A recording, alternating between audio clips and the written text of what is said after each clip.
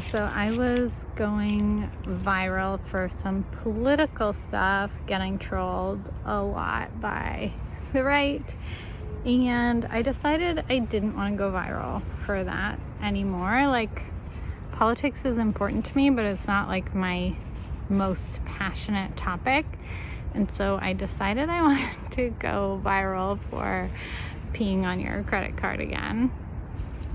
I made 6 videos in one day. I used some of the tips and tricks that I'm going to share with you in this episode and that I've shared from going viral, or that I've learned from going viral before. And one of those 7 TikToks now has 183,000 views, 8,000 likes. So basically I engineered going viral on a topic that's like more aligned to me and my people. So in this episode, I'm going to teach you how to find a topic that's aligned for you. It's easy to go viral, like right now, for politics in Canada anyways, because we have an election coming up, or rage baiting. Like, there are certain topics, if you talk about them, it's easy to go viral, but it's not going to connect you to your community. So I'm going to teach you how to find a topic that you're passionate about and that connects to the right people and that has like viral potential. And then I'm going to teach you, once you have that topic, some of the tips and tricks to amplify that. But before we get into it, I just wanted to make sure you know you're invited to the Feminist Millionaire portal. Phase 1 starts May 12th. It's free for the first 100 people to sign up. We already have 50 people signed up. I just checked this morning. So I will include the link for that in the description of this YouTube or podcast, depending where you're watching it. Phase 2 starts in June, the first Monday in June. Phase 2 is a little bit more exclusive. It's a little bit deeper of a dive. So there's only 12 spots for phase 2. 3 of those spots have already been claimed. We have some badasses that are going to be in phase 2. We have a former Tesla employee turned erotic blueprint coach. We have a badass intuitive herbalist. So like very iconic, amazing people in phase 2. And you're going to learn even deeper, more powerful tools for, I'm going to share my income doubling tool that I used to double my income from 2020 to 2021, and the sacred money goal process. So you can learn how to set goals, but not in a bro way, not in a forceful way, but in a way where you're healing what's in the way and moving towards achieving your goal. So definitely join phase 2 if you can. And then phase 3 is a 6-month one-on-one private experience with me, where we're going to go even deeper into really helping you achieve your sacred money goal and heal everything that's in the way. So jump on phase 1. The link is in the comments. When you sign up for phase 1, you'll get the application for phase 2. Apply, because there's only 9 spots left for phase 2, and I'll be sharing more about phase 3 once you're on the mailing list. Okay, time for you to learn about going viral. So I have gone viral several times. Here's one example. This video has 26,000 likes, 263,000 views, and I want to tell you exactly what I did First, I am going to tell you the deep spiritual work that I did to come up with a topic that was sacred to me, essential to me, but also a little unhinged and a little viral. This video is on P on your credit card to heal, so that's obviously a little bit of an out there topic.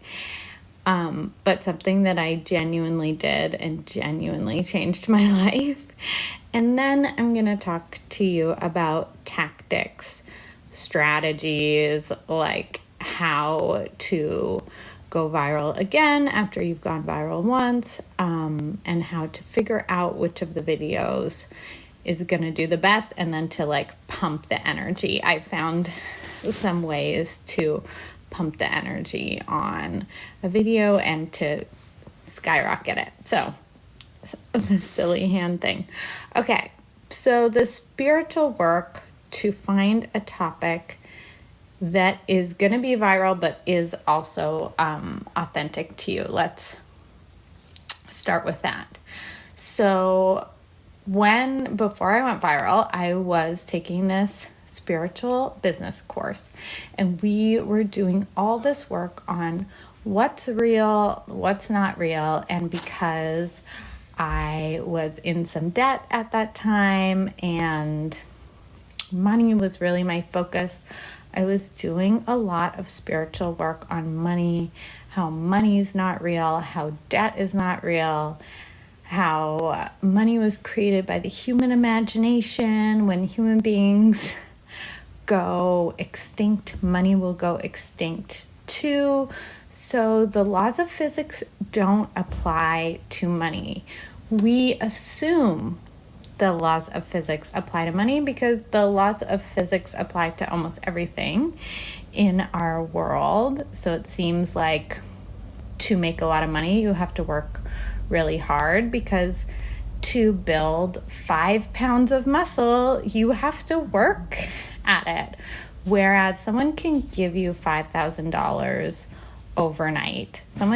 You can inherit $5 million overnight. You can also lose $5 million overnight.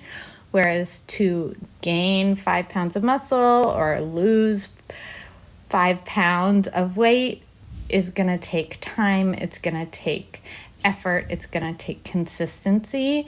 And money sometimes takes time and effort and consistency, and other times it can just drop into your lap out of nowhere. So I was journaling a lot about this. I was doing meditations on this. I was just diving deep into what is money really, because we just kind of get these ideas about money. You get it from your family, but you also get it from the patriarchy and from school and society and movies, and rich people are evil, and you get all these different messages about money growing up. So I was just doing a lot of journaling and meditating on like, what is money for real? What's money? What's debt? What is it? And it's a lot less real than we think it is. Obviously, there are real world consequences of having money or not, but only sometimes. Like, it's this weird thing where if I steal from a store, maybe I get caught, maybe I get arrested, maybe I just steal from the store. Or if I run out of money, maybe I don't have enough food, or maybe my neighbor gives me food and I'm fine. So it's this weird thing that it's real, but it's not real. And during one of my meditation sessions on money, what is money, what is debt, I just got this impulse of like, oh, somehow it's related to K-I-N-K. Somehow money, K-I-N-K, I don't know, just like was something that I hadn't really heard about. I know now, obviously, after going viral and everything, there's a book called Existential Kink that kind of talks about this. But before then, I had never heard of anyone talking about this. And so I had a Zoom call. Actually, I just started by like texting a friend of mine and being like, I don't know, there's something sparky about money K to me. Like, let's talk about it. And we were just texting back and forth, and it was like very fun. It was just like we were giggling. And then we got on a Zoom call, talked about it more, and we were talking about how you can ignore money, how you can hit money with a belt, how you could stomp on money, how you could put money on an altar and bow down to it, worship it, how you could rub it all over your body, and how you could pee on cash. And my friend said, yeah, you could pee on cash. You could tie it up with rope, blah, blah, blah. But when she said you can pee on cash, I got tingles all over my body. I got very giggly. I was just like, I felt pleasure. I was just like, that idea for me lit something up in me, and I got excited, and I wanted to do it, but also I felt shame about it. I felt weird about it. I felt giggly. I felt all these different emotions. And so I went away from that call wanting to pee on cash, but also being terrified of peeing on cash. And eventually I think I had like $40 in my wallet, just happened to have it. And I got up the courage, put the $40 in a bathtub and peed on it. And I loved it. I felt so much power. I felt like I was humiliating money, which is a KINK, a part of KINK. And I just was like, you little piece of shit. You've caused me so much pain and suffering in my life, and I'm taking the power back. And then I washed it with soap and water. I put it out to dry. And I felt genuine love for those $20 bills. And I felt excited to spend them. That was like part of the process for me. I felt excited to put those back into circulation. And it was just, it was a very empowering experience. But I still felt a lot of shame about it, even though I loved it, but maybe I shouldn't be loving this. So then I texted another friend, a different friend, but someone who's a big supporter of me and my weird creative impulses. And I just said to her, I did something really unhinged, and I want to tell you, and I'm excited about it, but I'm also nervous to tell you. That was the first person who, other than the friend, I told the friend who we had brainstormed the idea together, I told her I knew she wouldn't shame me for it, because literally it was her idea. But then I texted another friend and I said, I did something weird, but I loved it and I'm excited, but I'm too nervous to tell you. So then I waited a couple of days, built up the courage, and eventually I texted her and I told her I peed on cash, and I freaking loved it. I sent her that text, and she was like, she's a human design person and she knows I'm a manifester and that I'm supposed to follow these creative urges even if they're really weird. So she just was hyping me up, so sweet, understood why I would maybe feel shame about it, but was so positive and loving and supportive, and gave me more confidence. And eventually I told more people, got more support, and then I had enough confidence, I'd processed enough of the shame that I was ready to share about it on TikTok. So I started talking about it, and I started doing various TikToks. I did a TikTok live about it. I did all these different things, and it didn't go viral immediately. So that's like one lesson I want you to take away, is that if something doesn't go viral the first time, that does not mean it's never gonna go viral. But I kind of knew that it was wackadoodle enough that it could, I didn't know it was going to go viral, but I wanted the message to reach people. I wanted to talk about it. So I kept posting about it. And what went viral for me, which this is not obviously the case for everyone, and I don't know where the algorithm is now because this was about 12 months ago, but what went viral for me was actually a clip from a live video. So when you do a TikTok live, TikTok tells you the parts where you had the most viewers. And so I took one of those clips where I had the most viewers and I posted that, and that was the first clip to go viral. And I want to say it was not all rainbows and daisies, okay? Because a lot of people were calling me a bioterrorist, and in the comments, and I went into full shame spiral. I was like, maybe I am a bioterrorist, and the numbers were just climbing and climbing. It was like 10,000, 15,000, 20,000, 30,000 overnight. Like the number of views were just climbing and climbing. And it was really overwhelming, and so I deleted TikTok, and I didn't want to check it. I didn't want to deal with those comments, and then I was like, oh yeah, I think like people were like reporting some of my videos, trying to get them taken down. So it was a lot for my nervous system to handle, and I kind of did go into a place of like, maybe I am evil, like maybe I am not a good person.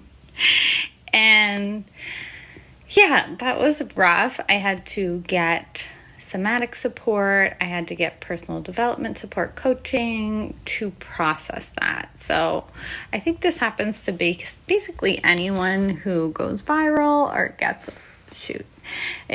like any kind of fame or notoriety. It's like you have to build your capacity, and your capacity to get a lot of people's opinions on your life and your choices, and a lot of those opinions are not going to be that nice. But the cool thing is that you can increase that capacity.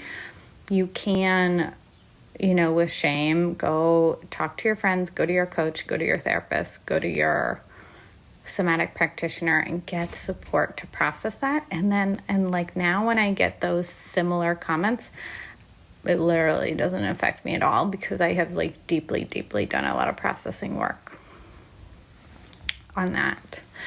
So I went viral, and then I kind of had to take a little break and process my feelings of all the shame and everything. Oh my God, Barbie Witch, I love that name. Process all the shame that came up and everything. And then I went back online, and I was posting about the Kamala stuff. I was really inspired, even though I'm in Canada, I was really inspired about that. So then I ended up going viral again for some of my Kamala stuff, even more views. I think that one had 200,000 views, something. Lots of MAGA people in the comments helping that go viral, or not so happy with me, or making fun of me or whatever. And then recently I went viral about the Canadian election. I did a TikTok that said the best way to F Pierre Poilievre over is to vote strategically. And that made some people mad. And I'm actually still like, one of those videos has like 30,000 views, I think, and it's still kind of going. So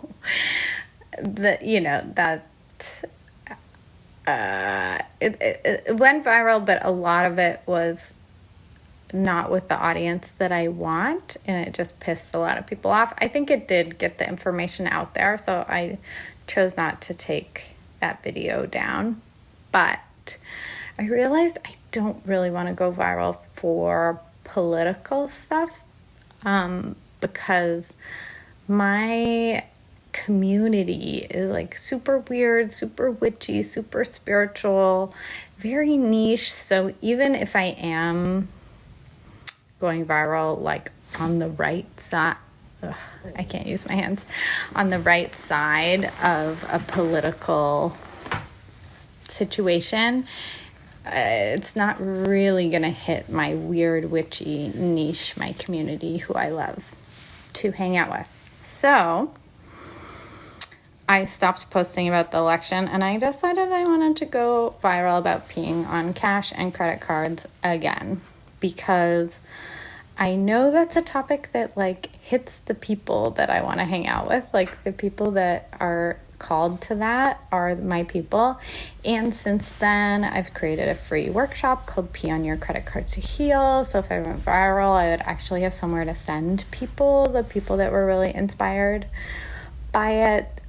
Whereas the first time I went viral, it just like, I didn't have anywhere to go. I guess people could follow me, which some people did. But I didn't really have a way for them to become a part of my community and get more support. So I decided, just like in the past couple weeks, I'm like, okay, I'm ready to go viral on this again. How do I do that?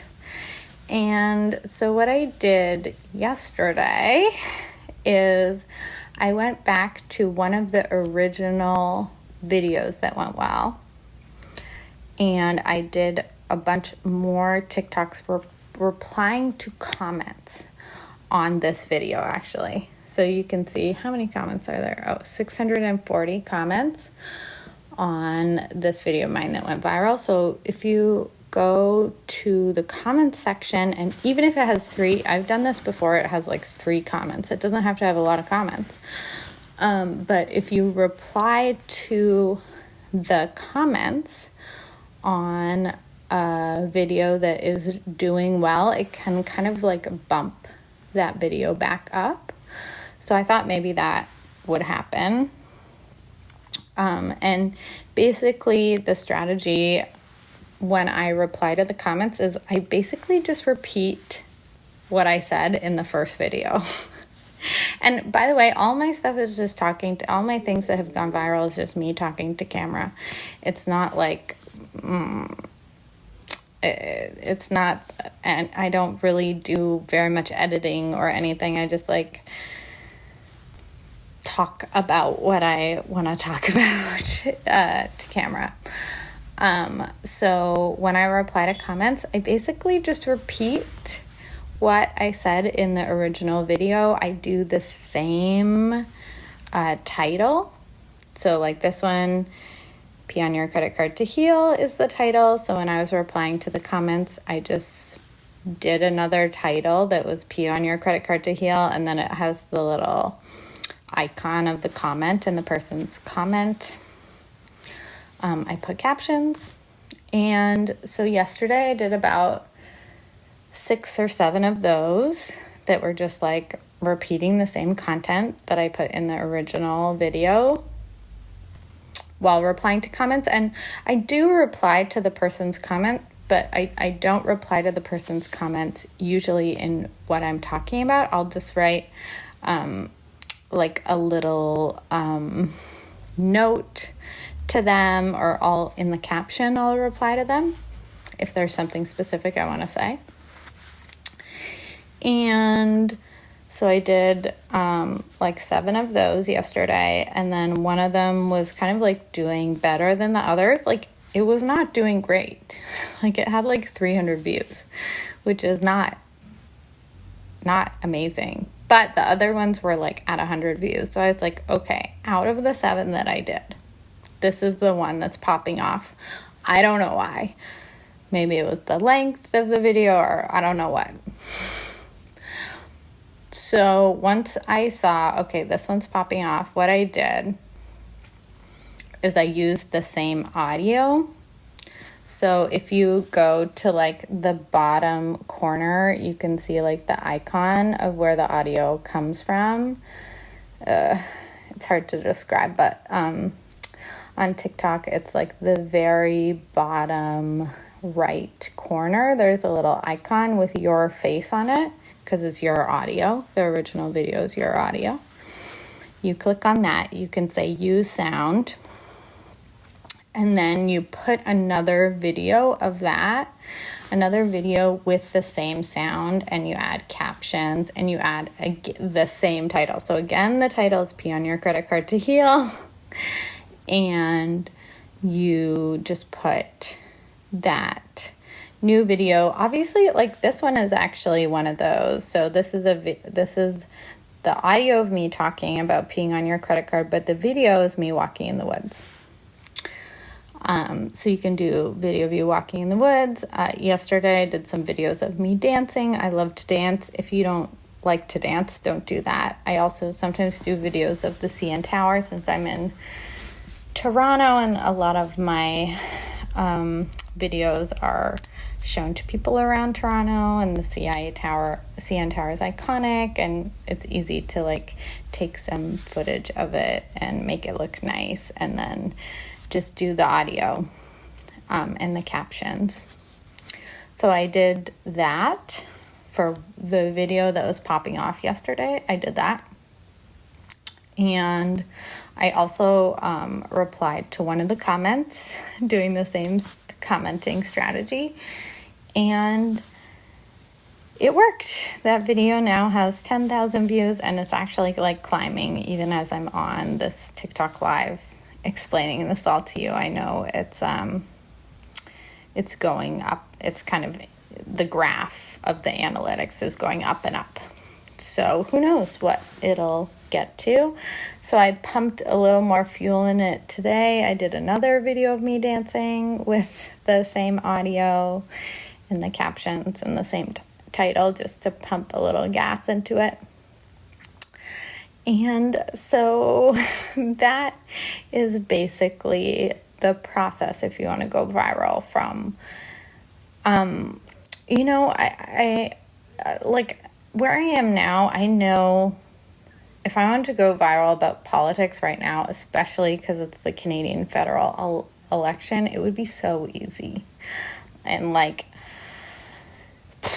it would be so easy for me to go probably, really viral about that, but I don't want to. That's not my topic. I'm not like a political science person. I care about politics, but like that's not my zone of genius. So I really recommend doing the deep spiritual work to go viral. Find topics that you really care about and that are going to bring people into your community who you want to hang out with and that you love and that are your people. Like actually going viral about peeing on your credit card. I got to do this amazing podcast in Toronto where they Ubered me out there, and it was a gorgeous set, and the girls, the women whose podcast it is, were like so cool. It was so fun to talk to them. So I really recommend doing that deep spiritual work initially and talking about topics you actually care about, because like, I could go viral. I could probably go more viral in this moment because of the Canadian election about that topic, but like, it's not my people, it's not my audience, it's not what I want for my community to just be like people who are super into politics. I'm like way more weird and witchy, and those are the people I want to hang out with and talk to. So do that deep spiritual work. Do not give up if the first one doesn't go viral. It didn't for me. Talking about peeing on cash, you would think the first video would go viral. It didn't. You can scroll back in my feed, my TikTok feed, and see how many fucking videos there are about peeing on cash. There are a lot, and most of them are not viral, and then a couple of them are. So don't be afraid to make a ton of videos on the same topic, talking about it different ways, different headings. And then, I do actually recommend doing like 7 videos in one day, seeing which one is like taking off, and then doing the tactics I've taught you about pumping the gas to pump one of those videos way up, let the other ones die. They might take off on their own, but just focus on really getting one to the moon. So this is exactly what I'm teaching in the Feminist Millionaire portal. Is like, it's this combination of intuition, spiritual practices, and strategy. We want you to make bank, but not by following some bro marketer's fucking formula, and not by choosing some topic you don't give a shit about. We want you to make bank in ways that are soul. Like, I literally, when I get to do my one-on-one sessions with my somatic wealth breakthrough clients, or when I get to do the Feminist Millionaire group stuff, like, I feel so fulfilled. I tear up on a lot of the calls with my clients. I fucking have the best clients in the world. Like, shout out to all my clients, current clients, definitely, and past clients too. I've got to work with so many badasses.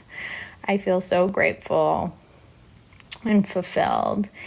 And the Feminist Millionaire portal is going to teach you how to make bank, take care of yourself, take care of your loved ones, have a surplus of money, have extra money to put towards causes, to put towards politics, to put towards causes that matter to you. But by doing work that nourishes your soul.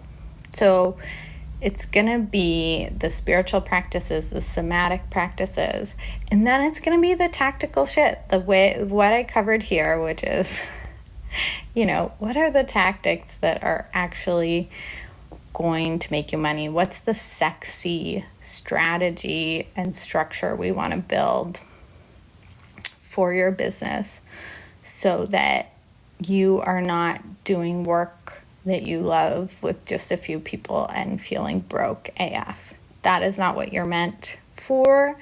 You are meant to impact thousands of people with your healing or with your creativity and your art. And so phase 1 of the Feminist Millionaire portal is free for the first 100 people to sign up. Some of those spots are already gone, so if you want one of the free spots, head to the link in my bio, or the link in the description, or the link in the comments immediately. Grab one of those spots, because the free spots will sell out. They sold out last time. They're going to sell out again. And then phase 2 of the Feminist Millionaire portal is an exclusive deep dive. There are only 12 spots for that, because I want to give everyone who's in the deep dive my time and my energy and specific feedback on their goals and their business. 2 of those spots are already gone. So there's only 10 spots left. The people who have joined already are badasses. We have a badass intuitive herbalist, I think is what she calls herself. And we have a former employee from Tesla turned menopause coach and kind of sexy stuff coach. I'll just say it that way because I am recording this on TikTok Live. So there's just 10 spots left. The spots are $500 Canadian. and there is an application required for that. So I will link the application as well if you want to grab one of the exclusive 10 spots that are remaining. And definitely sign up for phase 1, which is free for the first 100 people. So the phase 2 is 500 Canadian, which is like 300 and something USD, just FYI. So yeah, I am so excited to open this Feminist Millionaire portal with you and to give you strategy, sexy strategy, but also the intuitive sacred work and also the healing work. Like what I said when I first went viral about peeing on money, and all this shame came up. I had to process the shame. So we're going to be doing that in the portal too. Shame processing, because being visible and impacting a lot of people, being the visionary that you are and having the impact that you're meant to have is going to bring up shame. It's going to bring up bullshit. Recently for me, it was being showing me all the ways I'm still walking on eggshells, because as a kid I had to walk on eggshells in my family. So it brings up all that shit so you can heal it, because I want you to be rich AF and love your life, be energized, feel aligned, have your boundaries. So I can't wait to share it all with you. Okay. See you in the Feminist Millionaire portal. Thank you so much for listening all the way to the end. Have fun. If you are still here, you definitely, at the very least, need to jump on phase 1 of the Feminist Millionaire portal that opens May 12th, coming soon. Hopefully there are still free spots by the time you are listening to this. Jump on one of those free spots as soon as you can. And yeah, then if you are all in, let's go apply for phase 2 of the Feminist Millionaire portal. At the time of recording this, there are 9 spots left for that, 12 spots total. You're going to get a lot of one-on-one coaching and somatic work with me if you're in phase 2, and you're going to get the income doubler tool, and then also the sacred money goals tool. So I am so excited. It's a way to finish Q2 in a super sacred, aligned way. And you're going to be able to set your goals for the rest of the year from this portal. And yeah, heal the shit that's in the way. I do the deep childhood shit and these KINK based tools that have helped my clients go from feeling confused, not knowing what to launch, to a multiple 5-figure launch, or to landing their dream job at a ecological, sustainable, ethical company that pays well and is aligned with their values. So I am excited to have this small group 5 sessions this June, Monday evenings. So jump right in. And then the cool thing about phase 3 is if you decide to join phase 3, which is the 6-month private one-on-one Feminist Millionaire portal, where it's like even more personalized, even more customized to you, your vision for your business, and the things that you need to heal to really get your message out to the world, you can take the $500 off from the phase 2. Phase 2 is $500 Canadian, and you can take that off and apply it to the cost of the 6 months of private feminist millionaire portal opening, like the deepest downest portal. So yeah, start thinking about phase 3, which you have to join by July 15th, 2025 to get that $500 off. But if you have been thinking about working with me, this is the perfect time, because you get kind of this extended May, June process, and then it's still gonna be the same price as if you just did the 6 months one-on-one with me. So definitely look to that. See you May 12th. Grab the free spots while they're still around.